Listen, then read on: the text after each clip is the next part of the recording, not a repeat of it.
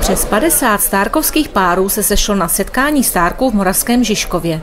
Sraz byl na Břeclavské ulici a stárci a stárky se postupně scházeli.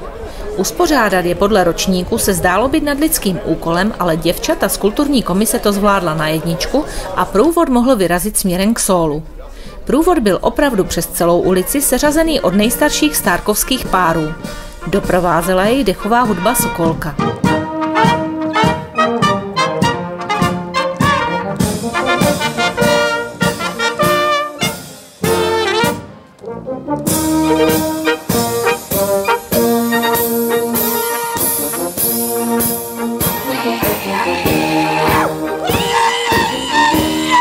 Dneska tady máme setkání stárků, stárkovských párů po 10 letech. Kolik bylo celkem pozvaných stárků?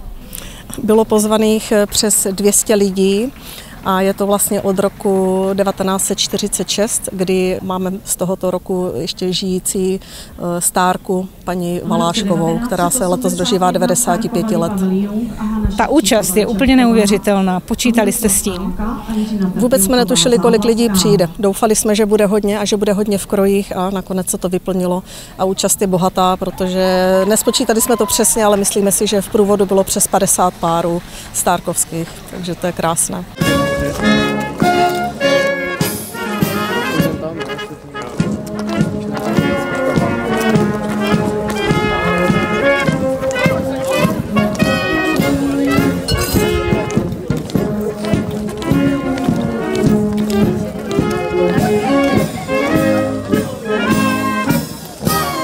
V každém roku je na co vzpomínat a o tom právě setkání stárků je, aby se potkali, zavzpomínali, popovídali si.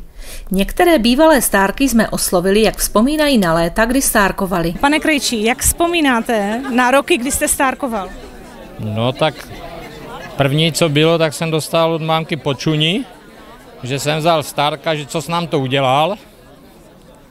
No a byli hody, no. Co to pro ty rodiče znamenalo, že to třeba nechtěli? No tak starosti, tak jak každý rok, jako to jsou starosti, no. Kdybyste mohl porovnat, jak probíhají hody teď, je třeba něco jiného, co se třeba změnilo od toho roku 1975? Já si myslím, že je to tak nějak furt stejné. Ta mládež se baví tak nějak jako po svém, ale tak mně připadá, že je to furt stejné, jako jo, že ty tradice se udržují a je to dobře. Jaký byl zájem o folklor v té době? Já si vzpomínám, že nás bylo, myslím, že nejvíc 32. Nejsou si teda 100% jistý, ale tak nějak to bylo, že kolem těch 25 párů, 30 párů bývalo v té době, to tak bylo. A my jsme začínali se žluticama. Jo? My jsme byli první ročník, který jsme se kluci domluvili a nechali jsme si učit žlutice.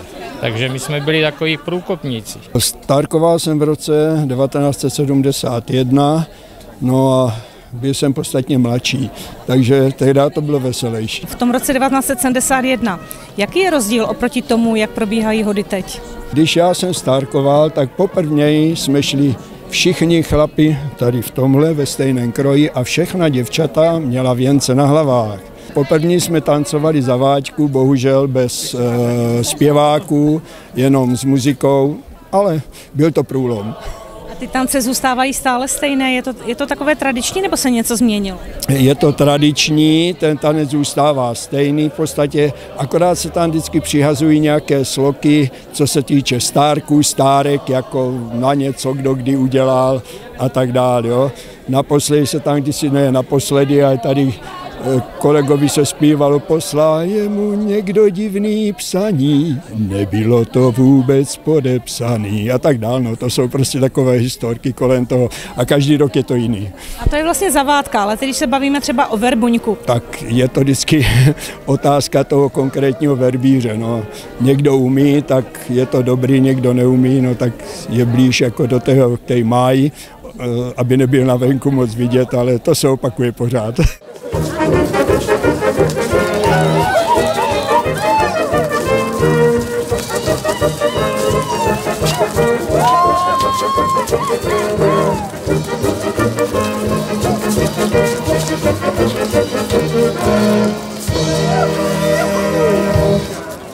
Tradiční verbuňk nemohl chybět a samozřejmě stužkování zúčastněných bylo vrcholem celého odpoledne. Všechny stárkovské páry na Soule přivítal pan starosta Josef Osička. Vážení a milí hosté, drazí stárci a stárky, Žižkováci a Žižkovianky, přátelé. Je mi velkou ctí vás dnes přivítat na této jedinečné kulturně společenské události setkání stárků. Události, která v sobě nese radostné setkání, vzpomínku na krásné časy i hluboký respekt k tradicím, jež formují náš místní život víc, než si možná uvědomujeme. Stužky nám namalovala Klárka Čelešová, rodačka, obyvatelka Moravského Žižkova. Je tam setkání stárků 2025 namalované a vlastně klasická květinka pro tento kraj, pro naši obec. Nejstarší účastnicí byla stárka z roku 1955 paní Františka Snovická Maršálková, která si jako první převzala stužku. Paní Maršálková, když vzpomenete na rok 1955, když jste stárkovala, jakou máte takovou nejhezčí vzpomínku na to? Bylo to poprvé, byla přestávka dlouhá, stárci nebývali, to jsme ani vlastně moc nevěděli, jak to chodí. No ale tak se to udělalo a bylo to pěkný.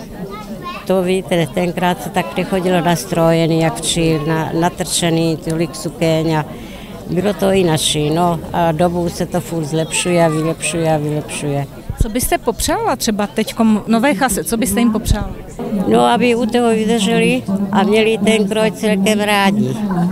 Je to pěkná věc, tak aby se to uchovalo. Součástí programu byla také výstava banerů s fotografiemi pod názvem Zavádka na Hanáckém Slovácku s popisem průběhu zavádek v jednotlivých obcích.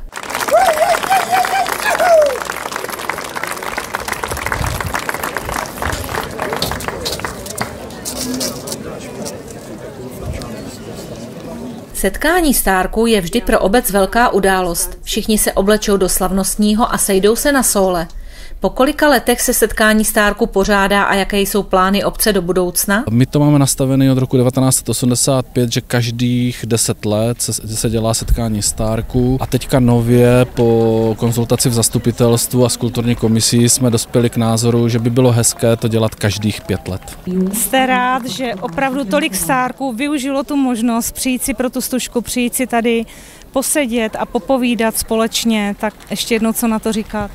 Určitě ano, to je přesně to, proč se to dělá, proč to chceme, aby to bylo, aby i ti lidi, kteří, nebo ti stárci, ti naši rodáci, kteří tady odstarkovali a už tady dneska nežijí, tak aby mohli přijet do té své rodné vesnice a opravdu si tady zazpomínat, zatancovat a popovídat, že jsou ti hrdí patrioti a rodáci.